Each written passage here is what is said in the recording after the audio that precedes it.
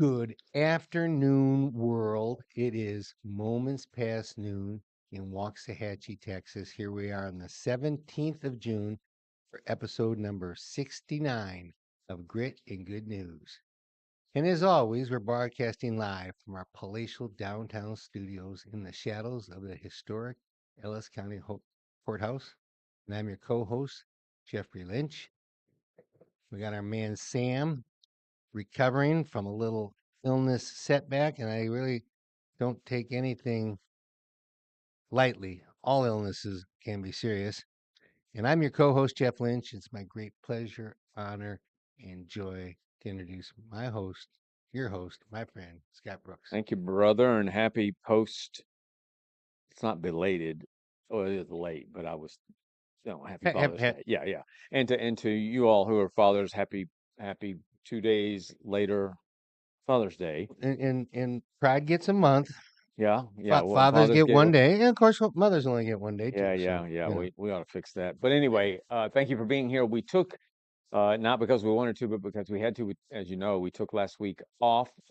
Sammy, our main man here, it's hard to run the show without Sammy. Has had COVID, along with his precious girlfriend and her mom, and who knows who else out there. So Sammy's with us. He's feeling better. Still slow recovery, but he's got his mask on and looking like it's 2020. We're gonna party like it's 2020 today.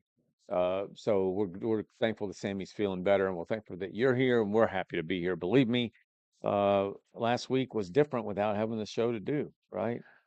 Yeah, Rita, when the first happened, she called it a snow day, and then yeah, you know how our snow days last for a couple of days down here, and so yeah, yeah, we had two right. snow days last week. And Yeah. I owe everybody an apology. I completely forgot on Thursday morning to let everybody know via Oh, our social media that we weren't having the show, so it just went on. I remembered it like at 4 o'clock that afternoon. You So think anybody anyway. came back?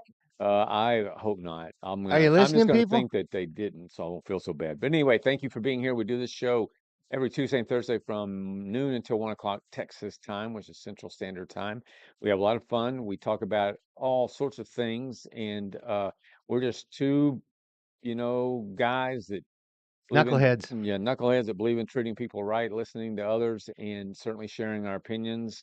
And We do and have a little informing fun, people. don't we? We do, and it's important that we inform you of things you may not be aware of, and then listen to what you think about those. So that's what Grit and Good News is all about. We've gone national in addition to our local flair, as Jeff just told you in his intro. We're right here in Waxahachie, Texas. Which for those of you that don't know where it is, and don't know how to say it, it is about 30 miles due south of downtown Dallas. So we are our own unique city, uh, but as it goes with most big major metroplexes in America, Mhm. it's a bit of the sprawl, but we're not part of that yet. If But we hadn't been a town that had been around, well, our courthouse was forever, finished in yeah, 1895. We've been a town, but if we hadn't been a town, we'd be like part of the the sprawl. the fifth ring suburbs out Yeah. there. So we're our own distinct city, but it's great living here for a lot of reasons. One of which is because we can go see any pro sports we want. We can go see concerts. We can go see uh, any real form of wholesome entertainment. That's probably not so wholesome entertainment too, but we don't get into that. So it's just a lot of fun to live in a community where you don't have to deal with the daily aggravations of a Right. major metroplex, but that you could be there in no time. Because when I say 30 minutes or 30 miles, it's literally uh, even with traffic, it's not It, going to be it, any it's more than it's 20 45. 28 miles exactly to Yeah. the heart of downtown. And I said this the other day when I was over a couple of times to the Van Cliburn piano competition the week before last. It's 38 miles to downtown Fort Fort Worth, Worth. yeah. You know. So it's nice to be here. But anyway, thank you for being here. We are happy you are. So little update stuff. Let me just start. I want to start backwards with what we have on All righty. our set list. We had a train derailment here in Waxahachie about a week and a half ago. Or maybe it's been a week, maybe not even a week. But we had a train derailment here last week, and Waxahachie is a city of about 50,000. We have railroad tracks throughout the city. It's Do you not a do you know ton of. why the railroad tracks ran through the middle of our town? Mm-mm, It was for the cotton business. mm, Cotton really defined the growth right. of Waxahachie. Yeah. So we have that. we have that element still strong and alive and noisy for sure. We can Oh, hear it he can sometimes lay from it right on, here. can he? He Yeah. can.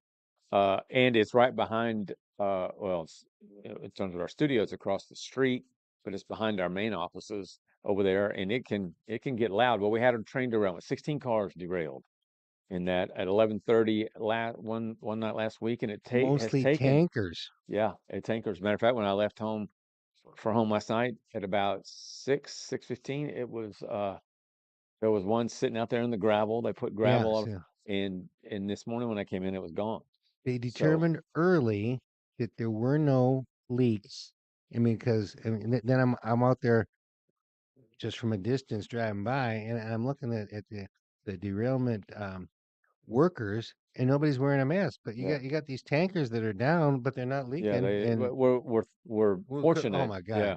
So, but it's taken them a while, and it's for a few days there, it was difficult getting out of the city to go to our homes, but it's better now. So everyone that's impacted locally, the frustrations are nearly over. I think all College Street's open. College Street's been open. They've yeah. made sure that, but Rogers Street, 77, then going out towards Grand in that area, those streets are open now. So And anyway, if you reference, this studio that we're in right now is owned by Citizens National Bank, yes, is this room, and yeah, across the street is the Waxahachie Sun's office, and that track is right behind it. literally right behind the Yes, Sun's office, and you can look from College Street down. That is 2 blocks away. So yeah, across the street and 2 blocks is where that derailment was. yeah. And when you get these slap happy conductors who I guess by law and certainly by policy have to pull their horn At all at all crossings. crossings. These some of them will do it a couple of times to let you know they're there. Uh, some of them lay, as you said, lay on it for the passage, and the crossings are real close to each other, so they'll lay on it starting over there on 77, and just Right. hold on, just stay on those horns all the way through College Street. And man, it Well, both annoying, loud, my and house sits 3 houses from the street where oh, it's so but you can hear behind it. that Yeah, next street. And when I hear it, it's music to my ear because I know that every penny that's in my 401k came from commissions from selling safety there products you to the go. railroad. And I'm a big fan of the railroad industry. And I wanted you to all know, don't ever try to beat the train. Yeah, Don't ever try to beat the gates because every time, without exception, you know how big I am about the evers and nevers. I'm telling you, every time that somebody gets hit at a crossing, it's it's bad. their fault, not the train's. Yeah. You can't stop a train like a dime. It's crazy. Not a People do dime. that. People are crazy when it comes to Yeah. that. So that's an update on that. Update on U.S. Open. So I wear a hats. I have several of them that say "Pops" on them. I Hmm. didn't wear it today. Right. I'm celebrating the Cowboys today because it matches the shirt I have on. But I have Pops, and Pops is a hat made by the U.S. Open. Hmm. That Pops is for fathers because every Right. final round of the U.S. Open is on Father's Day. And so for gosh, ever since Sammy was a little bitty boy, if longer than that, uh, on Sunday, the final Hmm. round on Father's Day, I watch the U.S. Open. And this U.S. Open, for those of you that aren't golfers, probably bore you to tears. But for those of us that love golf, Oakmont, which is a country club outside of Pittsburgh, it's in Plum, Pennsylvania, which is just a few miles from downtown Pittsburgh, is considered to be one of, if not the toughest course in the world. And and I say that, and I'm not. I mean, that's what it is. Well, that's what the player said. Yeah, I mean, and one under par won won it, the and he tournament was the only one that under was one. par. And That's then there right. was no even. The next was at +1. So So I was telling Sonia as we were watching, or I was watching on Sunday, that I said, look, it's showing, the camera's showing the ball, or showing where the ball is, looking down at it in the rough, which the rough I think was 6 or 7 inches deep, and you can't thick. see the ball. You can't see the ball, and so these guys are just duffing and hacking and doing their best to get the ball from the rough to the fairway, which could be 30 yards, but it's brutal. And those greens, it's like Eh, one of those announcers that got kicked off the Masters. The Masters said you can no longer to CBS.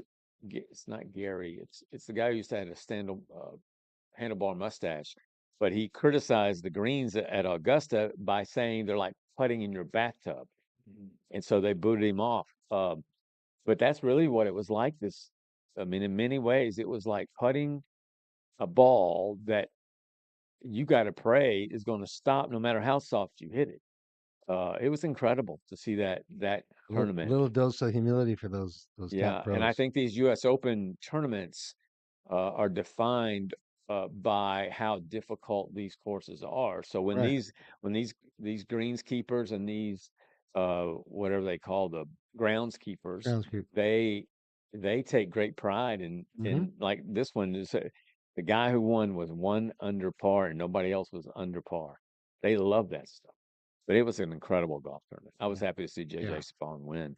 We got NCAA baseball College World Series right now. There's LSU is playing Arc. No, LSU is playing UCLA, and I think LSU is beating them from a rain out last night. But that's going to pick up some steam as we head Yeah. into I the saw next few days. my little Cinderella team. I looked up and did a little research on Murray State. Who do you know where Murray State's Yeah, from? Kentucky. From Yeah, Kentucky.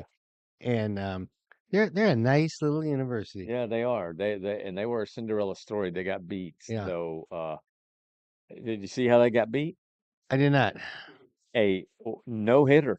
Oh, Yesterday, the guy struck out 19 batters.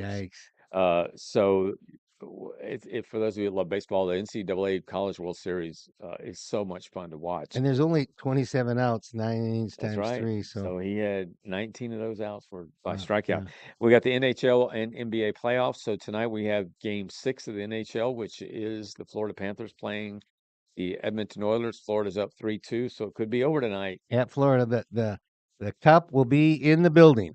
I repeat, the cup will be in the I don't, building. Edmonton, man, was sitting pretty. They were 2-2 going home with a chance to take control of this and laid an egg in Edmonton, and now Yeah. they're coming back to Florida. So we'll see if Florida closes it out. I don't want them to, so we'll see tonight, And and they'll then have the rats coming out. You know, uh, they throw yeah, the rubber or plastic rats rat. out there. That's their big tradition, and That's too funny.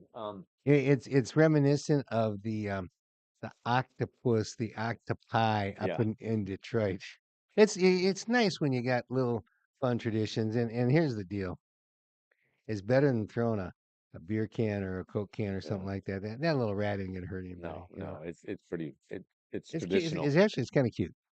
So we've got that, and then we have the NBA.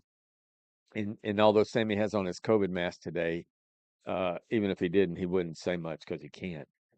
Because he's been chirping about how good the Pacers are and if they were going to win it in 6. And now he sent me a text last night saying Pacers in 7, You know, not too much of a time ago, we decided he needed to have his own mic, and and he has it. he has grown in his prominence within the show with insightful comments, and he's I'd say 90% of his comments are sports bound, but he's very solid on all his sports knowledge, and so today we got the gag order going. Yeah. So last night I was telling Jeff last night.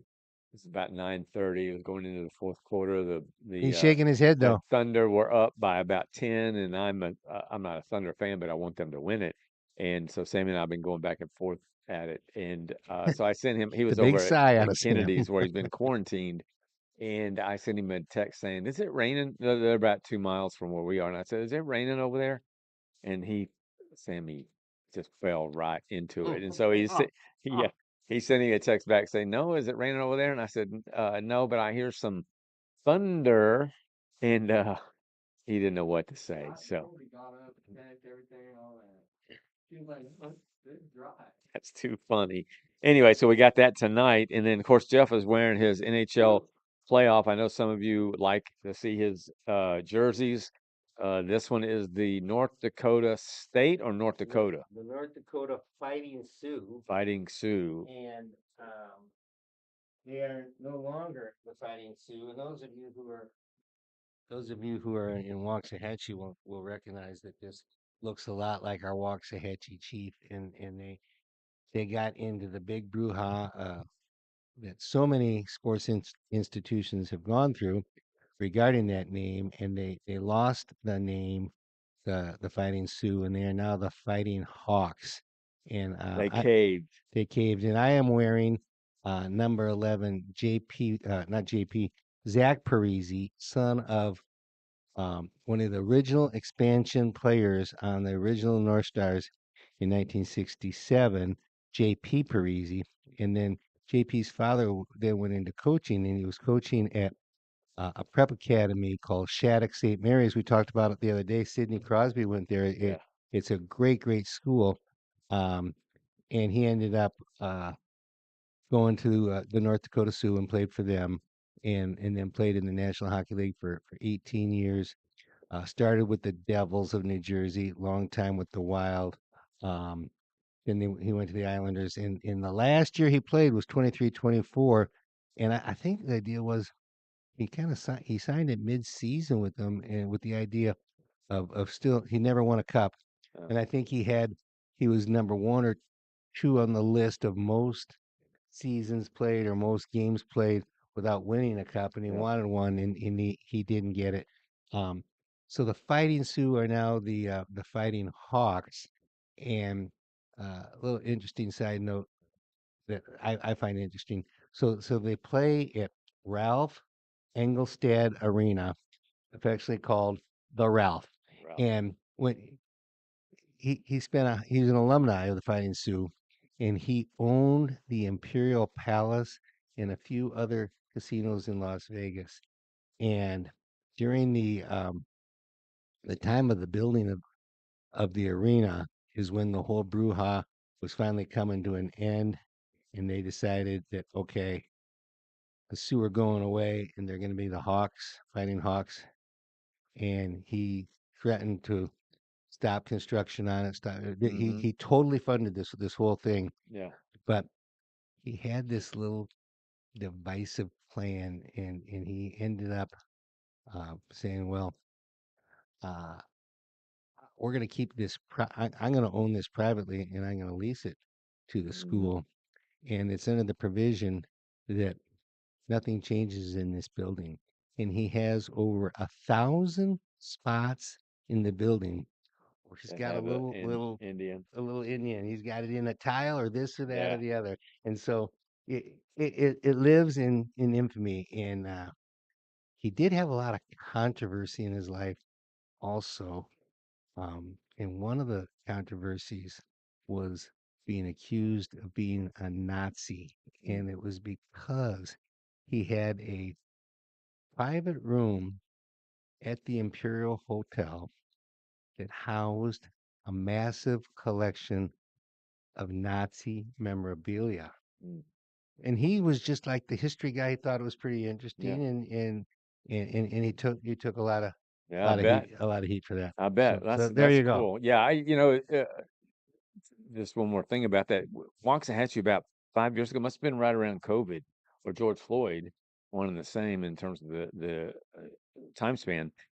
There was a group here that wanted the Indians here to Hmm. be done away with and changed. And I'm telling you, not only did we make it clear at the paper, Hmm. uh, which at the Sun, there are a lot of other influential people here in the city that said you can take that nonsense and bark it somewhere else because that is Right. not going to happen here. And I'm proud of Waxahachie for doing that. It's silly, it's stupid, it's woke, in my opinion. And for a university to cave in like that, and others have done it too. Yeah. The Edmonton Eskimos changed. No, the Edmonton Eskimos changed from the Eskimos to the elk because their logo had EE on it. Well, that's because they were woke. Oh, you talking about the watch? Yeah, I'm sorry. I Right. thought yeah, the Washington Redskins. We know about The that. Now the Cleveland, Commanders, the Cleveland Cleveland Indians, Indians. and I now mean, the Guardians. there's a big list, but It's there's a it's big list. just absurd. Anyway, I'm gonna give you a little final jersey wrap up because our man Chuck wanted to understand about yeah, my jersey. This is the 10th I've worn during these playoffs here. It'll be the last one you'll see this year.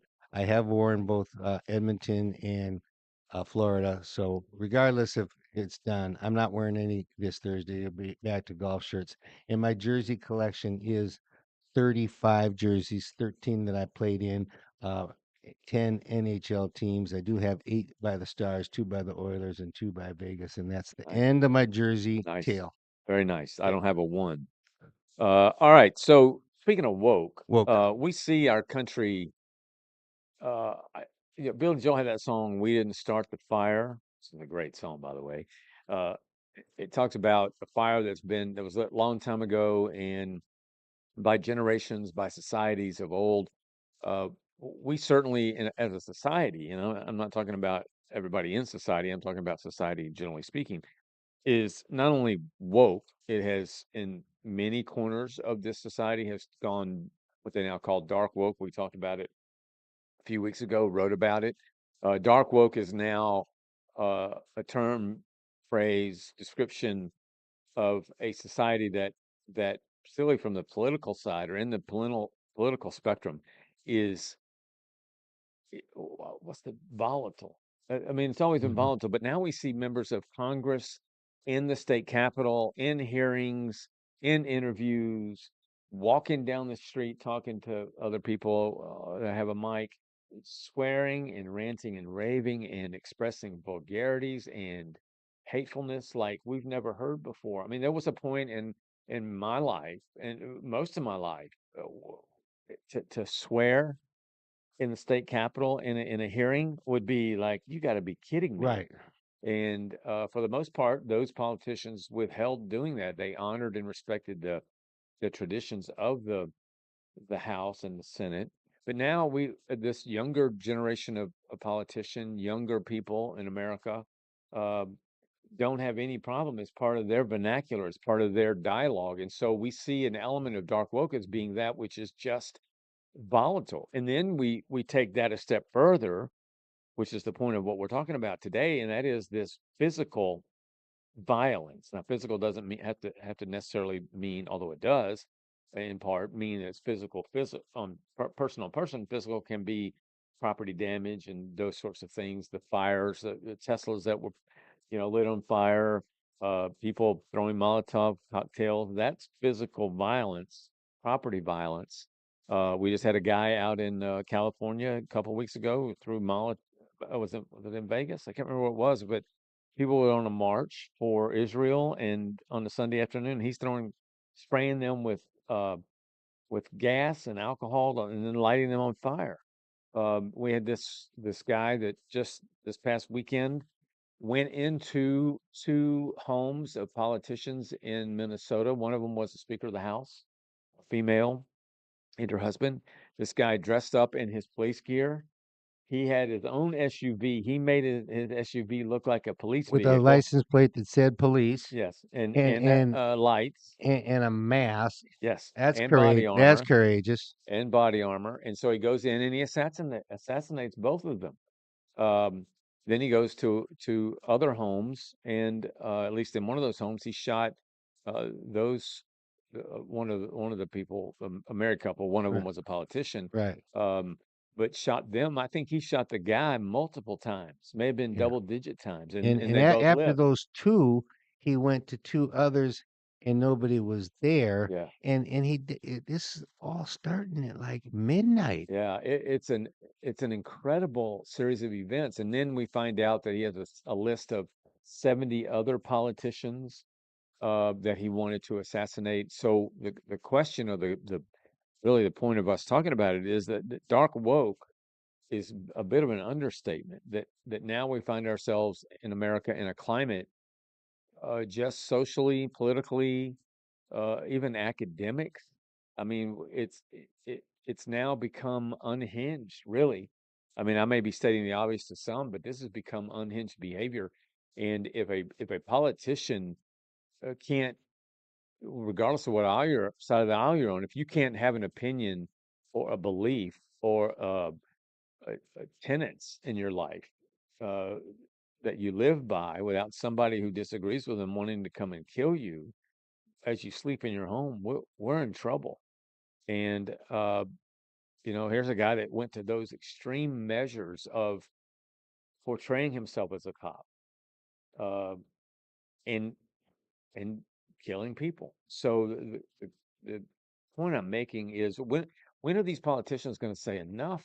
Why can't somebody that hears, let's just say, and I'm not saying the right is angelic on this. We have our own issues on the right. We tend not to be the ones who swear and scream and cuss and all that stuff in hearings or advocate physical, we don't talk about going marching in the streets and we need to do this and we don't stand in front of the courthouse, Supreme Court and say you're about to get the whirlwind is about to meet you, as Schumer said a few years ago to two justices.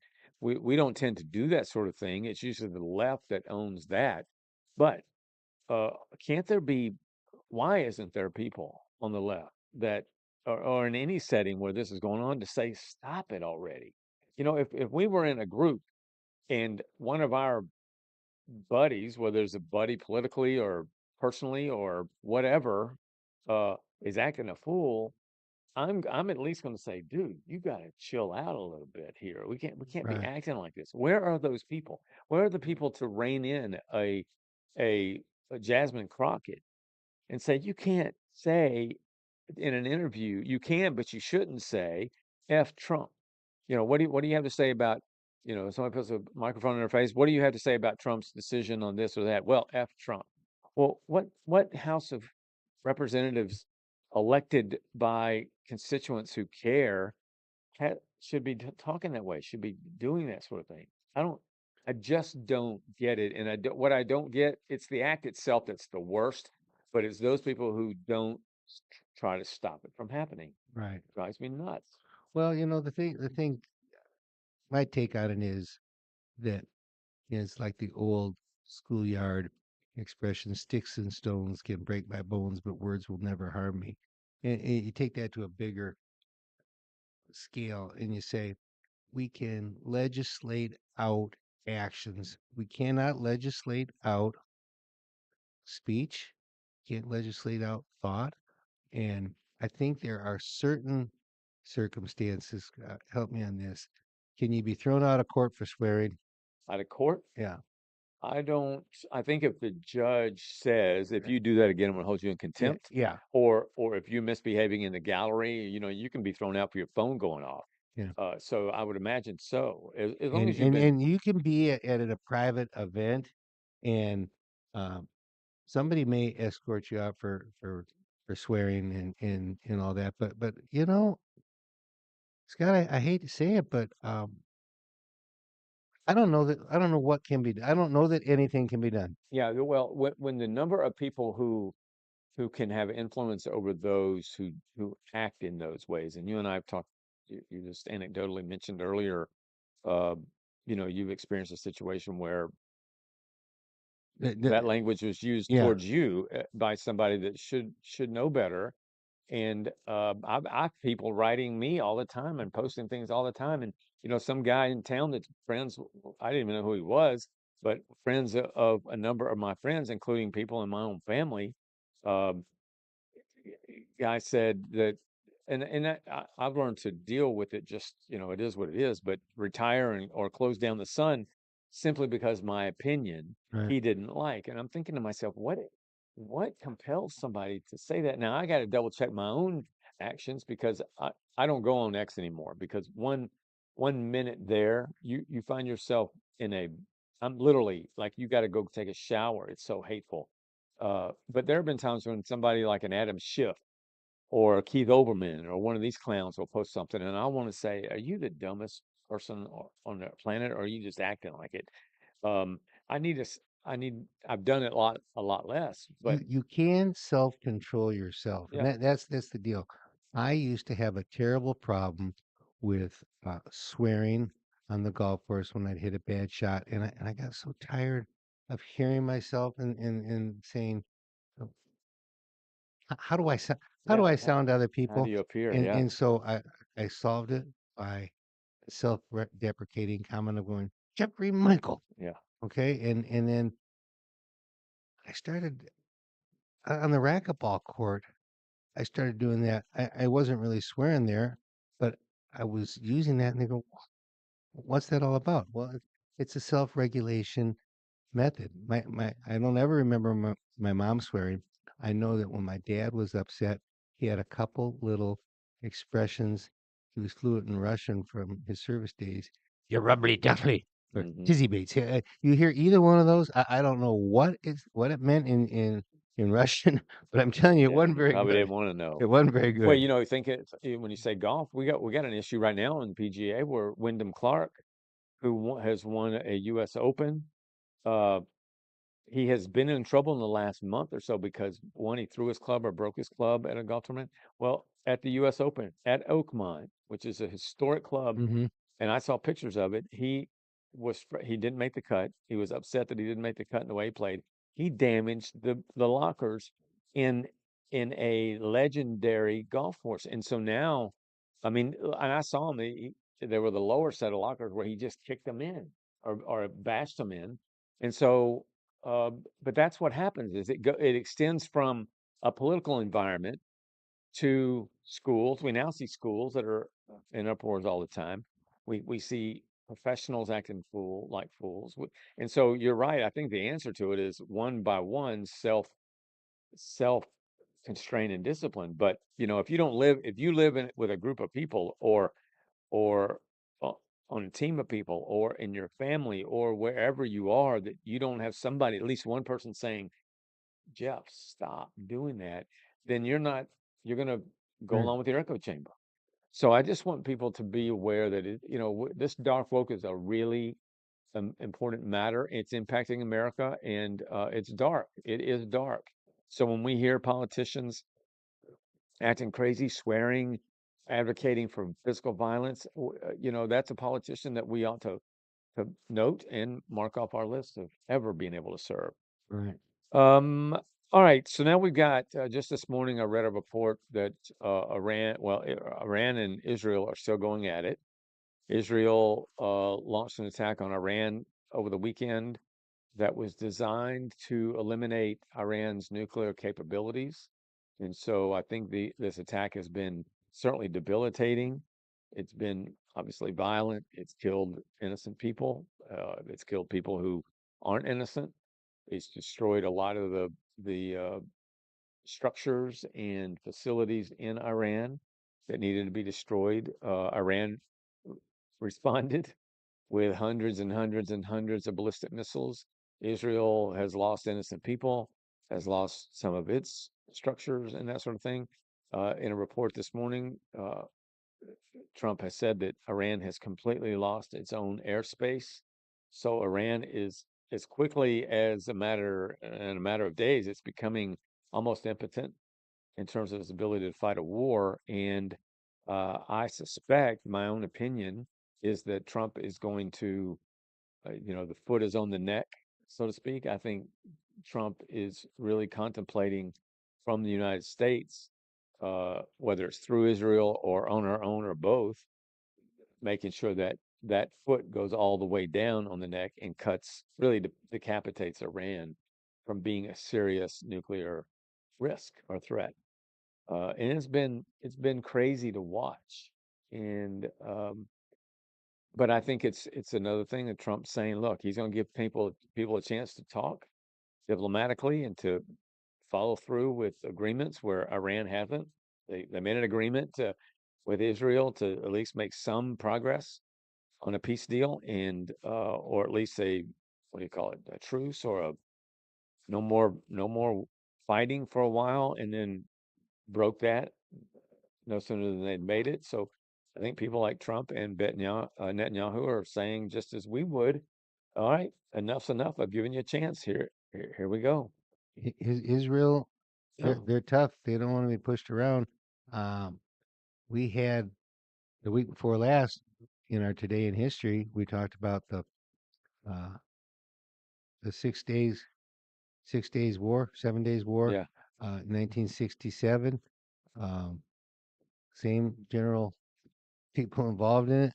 Uh, there's the Middle East, boy, the conflicts go back so The far. Middle East it's a perpetual, talking about fires. It's just perpetual, and it's just a matter of how hot and violent and deadly those fires become. I mean, Yeah. literally and figuratively. And the big scare, I guess the biggest reason I believe that Israel has done what they've done and that the United States has involved themselves is going after the nuclear capacity because there's all these various treaties in talking about who can and can't have nuclear weapons, which is kind of that's a whole nother subject with the United States feeling that we're the watchdog of the world and it is our ability, right, and privilege tell other people what you can and can't do. If I'm anywhere else in the world and they say you can't tell me because it's my country, but the whole thing is they're getting so close to having launch bomb capabilities that this is Iran saying we can't let it get there, and the U.S. being in lockstep with them on that. Yeah, you know Uh, what's interesting about that dynamic is Rush Limbaugh used to always say and he would talk about the media because he despised the mainstream media, and he used to say if the media makes you, the media essentially owns you, and the media can break you. mm-hmm, Same thing goes with the United States and these other countries. mm-hmm, So if a country like Israel or any of our other allies relies almost exclusively and completely on the United States for monetary, military, whatever Terry, then the United States, by nature, particularly with a guy like Trump, is going to say, wait a minute, we're giving you billions and billions and billions. You can bet we're going to tell you what you can or can't do. And so I think it's those leaders like Netanyahu who understand that and can work with Trump when Trump says, you're going to do it this way versus leaders like Zelensky who want to tell Trump kind of what you were saying is don't tell us how to run our country. Well, then I'm not going to give you billions to fight your war if you're going to just say don't tell us how to do things. I'm giving you all these billions because I want you to do things a certain way and to win. So there are those dynamics, and the question now for me is, will Trump really crush the neck of Iran now that Iran is in such a vulnerable, weak position? right. My guess is that yes, he will. So more to come on that for sure. It's something we all ought to be aware of and pay attention to um, as we move forward. It's incredible. All right, you got random thoughts for today. I What do you do have got? some random thoughts. um, a job worth doing is a job worth doing right. Hmm. The priorities you set for yourself extend beyond your own life. What do you mean? Well, the things that you do and the priorities you set have a ripple down effect. Everything you do has a ripple down effect Yeah, you're on talking other. generationally and on people while you're Just, living, and just yeah. if you set a priority of trying to greet strangers politely in public, Hmm. what's the ripple down effect? Right. Somebody felt good. Yeah. In the converse leaves the converse. Right. So your priorities extend beyond yourself. Right. Um, I agree. this one just came out of me. I don't even know what caused me to say it, but I said I've only ever known that forever. It was some obscure thing, and I'm going, well, I've known that forever. Yeah. you know, Right. somebody else might not have. All Right. right. Sure. Um, I said this the other day over a meal, and Rita and I were talking about this before I came over because I can't remember what meal it was, where it was. I've got it kind of homed into a spinach cheese tortellini with an Alfredo on the top, Hmm. and I think maybe it was the grilled pork chops on the side. And I said, I wish I was hungrier. This food is so good. Yeah. Which reminds me of a dear college friend, George George Thomas, and he was Lebanese, and we all know. Well, I don't know.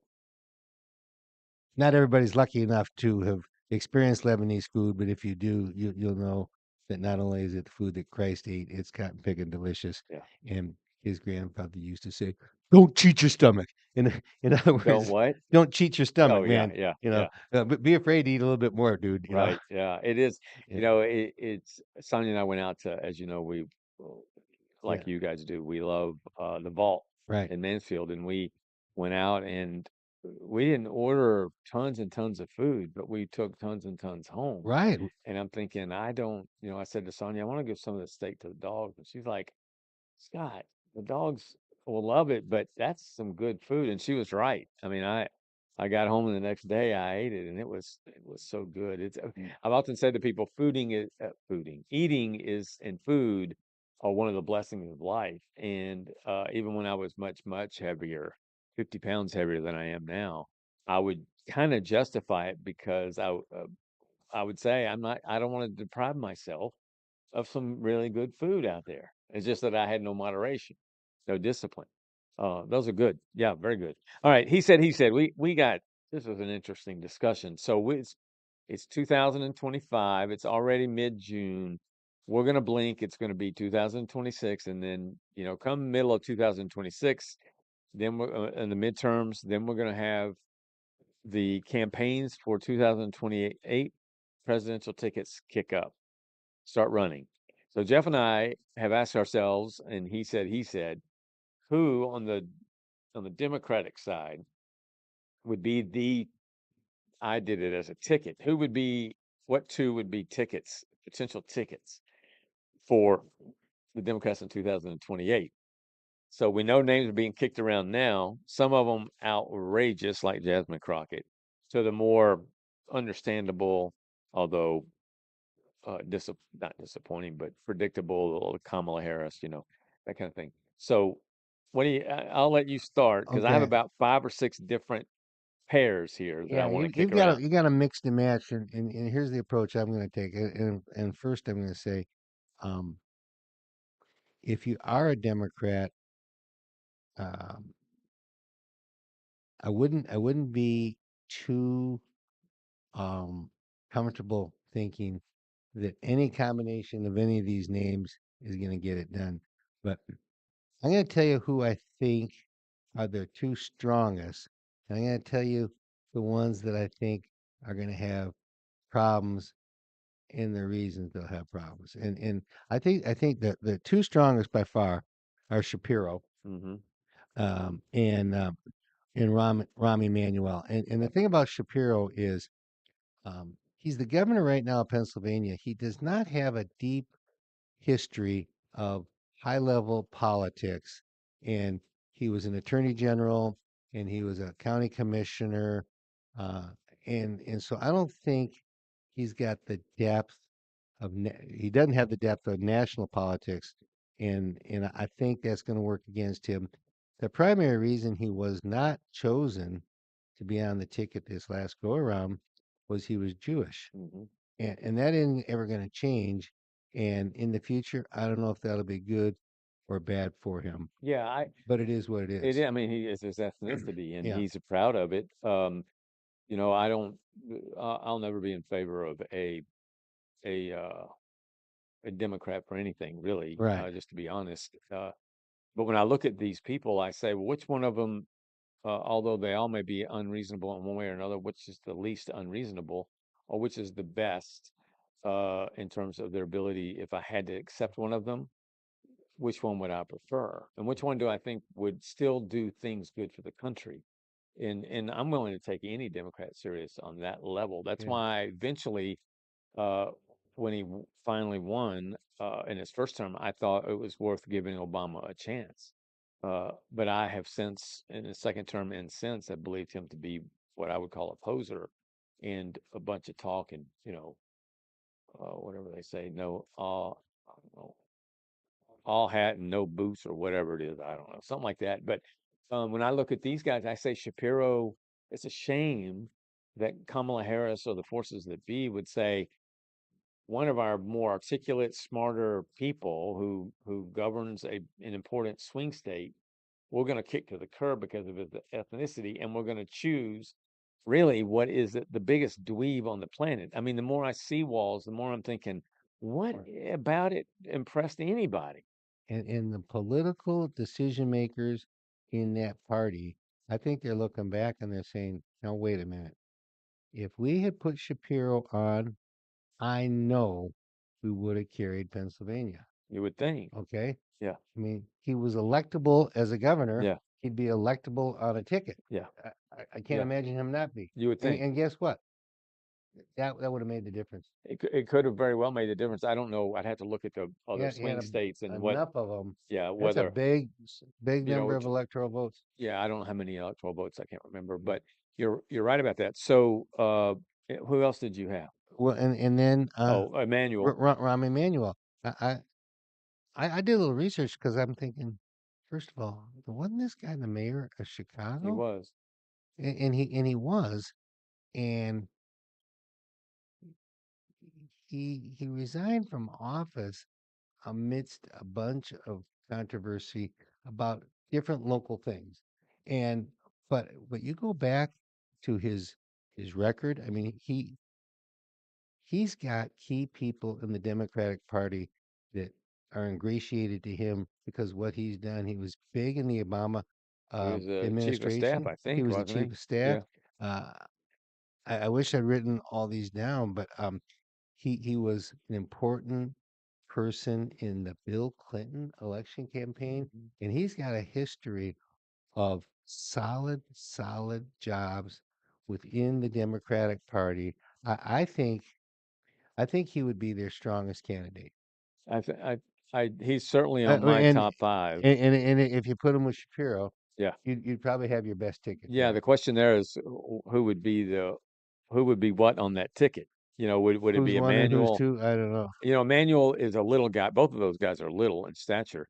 But And he's like almost like our Chihuahuas. They're little, but they got some bite to them. Emmanuel's got some bite to him. One, he knows what he's doing. He's seasoned.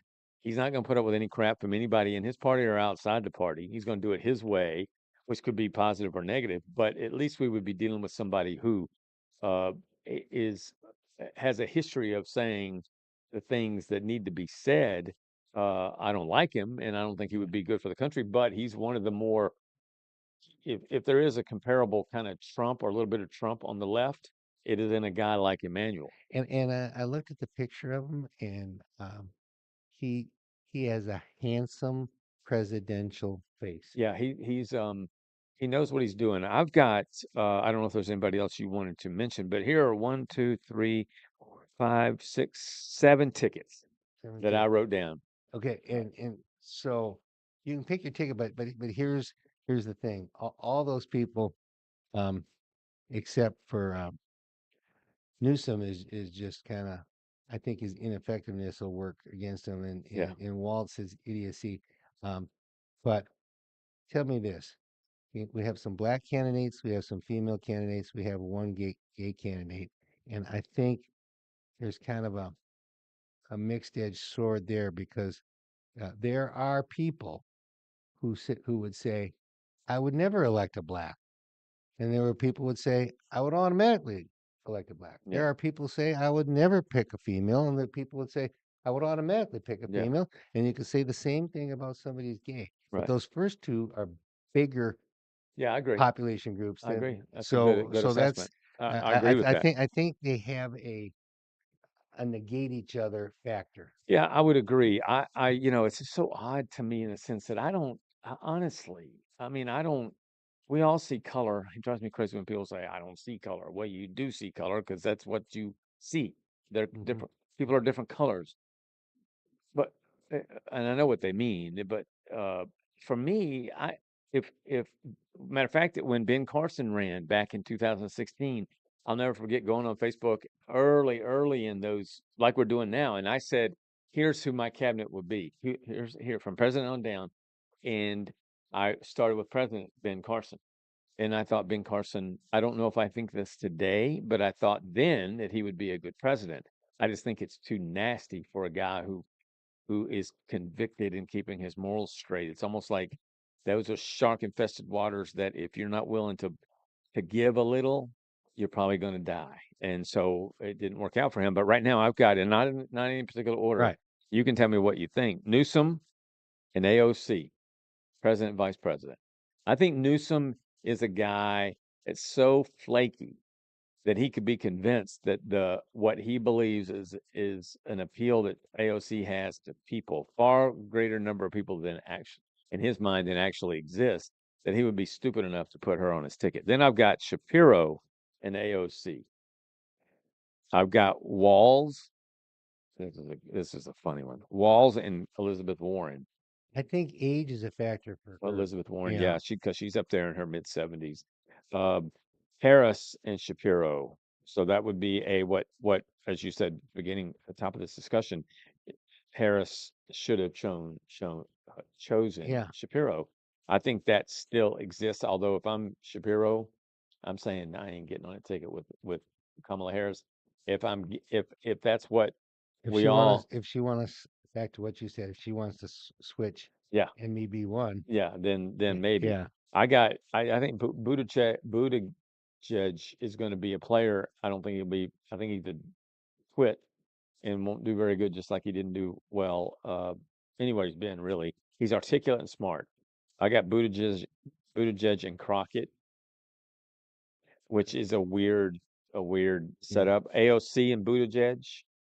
I don't know if Buttigieg would go for that. I don't know. There's no way. I know people, I still look at, sometimes I'll see the TikToks of the videos where people are saying all the way from Obama to George Clooney to Rachel Maddow to all the others saying Trump, Nancy Pelosi, Trump will never be president.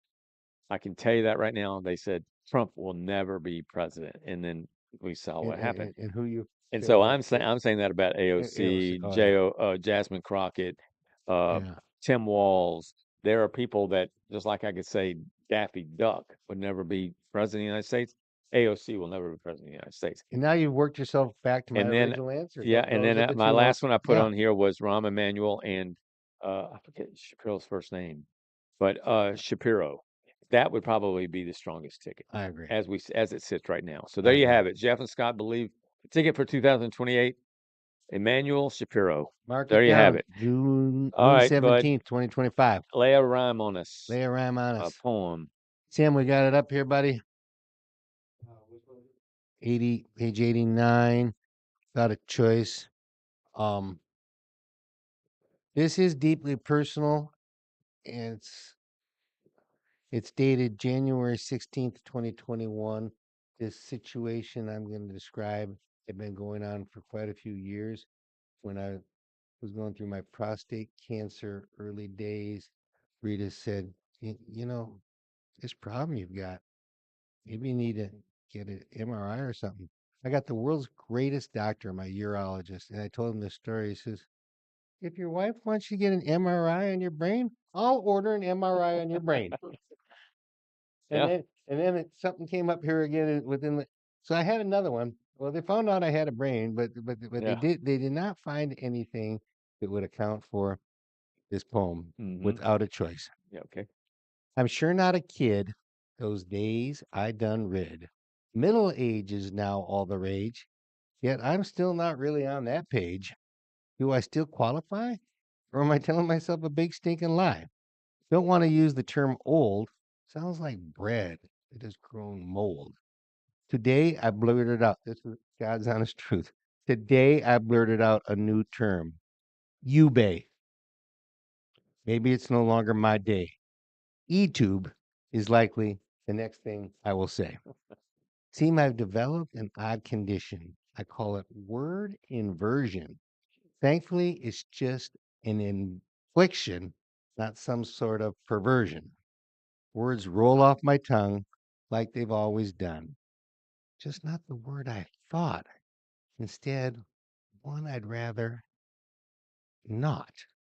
They're usually in the ballpark, these terms I uncontrollably bark. Some make a little sense, others leave you out in the dark. But once the horse is out of the barn, I can only say, gall darn, the correction is due, will immediately ensue. Yes, there are bigger problems than this. Still, it hurts with every word I miss. Just one mistaken wrong word at a time. Sadly, they don't even rhyme. From small acorns, mighty oaks grow. Will sentences be the next thing to go? A wise man once said, don't worry about things you can't control. Self editing has become my most important rule. Mhm. Having no control over one's own voice feels like a man without a choice. Thankfully, these inversions have only been spoken and not from the pen.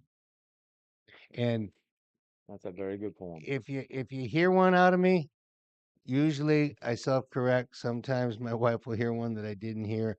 Don't be afraid to put in a comment and say You said that you, backwards you said or wrong. yard not card or whatever. Yeah, But that was a rhyme. that was that. My rhymes still work. Well, that was an excellent poem. All your poems are excellent. And again, just a little change for our schedule. We don't have enough time to do day in history.